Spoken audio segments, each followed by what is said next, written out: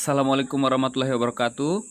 Jadi pada kesempatan kali ini saya akan menjelaskan mengenai persamaan dan pertidaksamaan nilai mutlak linear satu variabel. Ya, jadi yang pertama kita bahas mengenai ini ya, konsep nilai mutlak. Jadi sebelum masuk ke persamaannya, pertama-tama kita mempelajari konsepnya, yang bagaimana nilai mutlak itu. Nah, untuk mengenai nilai mutlak di sini ada cerita. Yang pertama, kegiatan pramuka. Ya, bisa dibaca di sini. Suatu pasukan pramuka sedang belajar baris berbaris di lapangan sekolah pada hari Sabtu. Sebuah perintah dari pemimpin regu yaitu maju 4 langkah. Hal ini berarti jarak pergerakan barisan adalah 4 langkah ke depan. Karena pemimpinnya suruh maju kan? Jadi dia maju 4 langkah ke depan. Jika perintah pemimpin pasukan adalah mundur 3 langkah, hal ini berarti pasukannya akan bergerak ke belakang sejauh 3 langkah. Demikian seterusnya. Nah, besar pergerakan langkah pasukan tersebut merupakan nilai mutlak. Tidak ditentukan arah. Contoh, maju 4 langkah berarti mutlak 4 langkah dari posisi awal, dari posisi diamnya ya. Kemudian mundur 3 langkah, berarti mutlak 3 langkah dari posisi diam. Dalam hal ini dapat dilihat adalah nilainya, bukan arahnya. Jadi dalam nilai mutlak itu dapat dilihat nilainya, bukan arah yang dipakai. Oke? Dapat dilihat nilainya. Kemudian cerita kedua. Seorang anak bermain lompat-lompatan di lapangan dari posisi diam. Si anak melompat 2 langkah ke depan. Kemudian 3 langkah ke belakang. Dilanjutkan 2 langkah ke depan. Kemudian 1 langkah ke belakang. Dan akhirnya 1 langkah lagi ke belakang. Secara sistematis, ilustrasi ini dapat dinyatakan sebagai berikut. Ya, ini ya. Nah, kita definisikan ke depan adalah arah sumbu X. Jadi ini, ke depan. Pada gambar ini kita lihat ya. Gambar yang ini. Ke depan adalah sumbu X, positif. Dengan demikian, lompatan ke belakang searah sumbu X negatif. Jadi, ke depan ini positif. Positif. Ke belakang sini nilainya adalah negatif. Nah, bisa dilihat. Ke belakang 1 langkah, yang disuruh tadi ke belakang 1 langkah, kemudian ke belakang 1 langkah, ke depan 2 langkah, ke belakang 3 langkah, ke depan 2 langkah, dan awal mula posisi anak adalah 0. Dimisalkan seperti itu. Oke, jadi nilai mutlak ini yang dilihat adalah langkahnya, bukan angkanya. Misalnya, dia dari angka 0, 2 langkah ke belakang. Begini ya, 1, 2. Jadi nilainya adalah 2.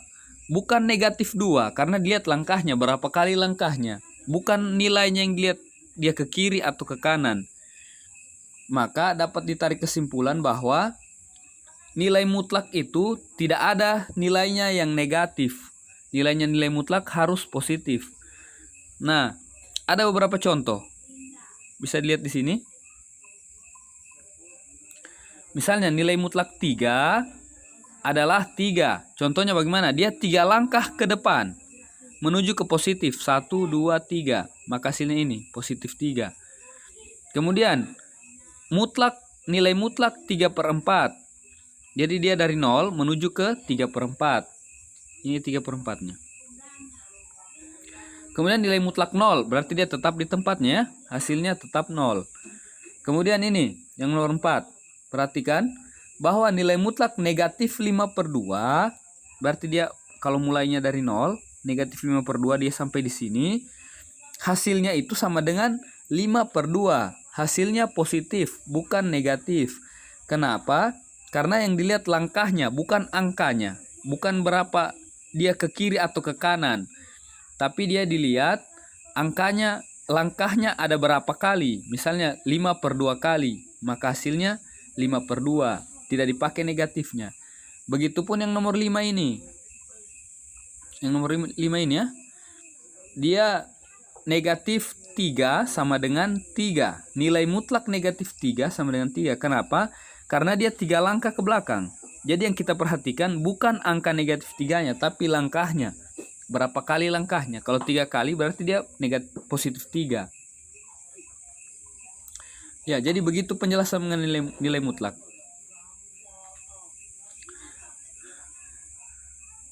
Nah, ini penjelasannya. Besar nilai mutlak dilihat dari panjang tanda panah dan dihitung dari bilangan 0. Nah, penjelasan pada garis bilangan, tanda panah bergerak ke arah kanan berlawanan dari bilangan 0 menuju bilangan 3, dan besar langkah yang dilalui tanda panah 3. Hal ini berarti nilai mutlak 3 sama dengan 3, atau berjarak 3 satuan dari bilangan 0. Jadi langkahnya yang dihitung 3 satuan, 1, 2, 3, berarti dia tetap positif. Kemudian garis bilangan 5. Misalnya tanda panah bergerak dari kiri berawal dari bilangan 0 menuju ke negatif 3. Jadi begini ya. Misalnya dari 0, di sini 1, 2, dan di sini 3. Negatif. Semuanya negatif. Negatif 3. Besar langkah dilalui tanda panah adalah 3. 1, 2, 3. Jadi hasilnya adalah 3. Karena yang dihitung langkahnya 3 langkah. Bukan nilai negatifnya.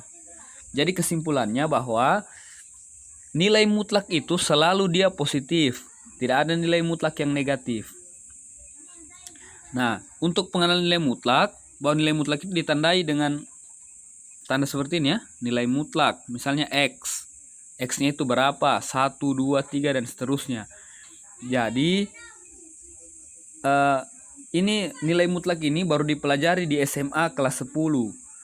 Jadi persamaan dan pertidaksamaan sudah ada di SMP. Jadi untuk pengenalan nilai mutlak nanti ada di kelas 10.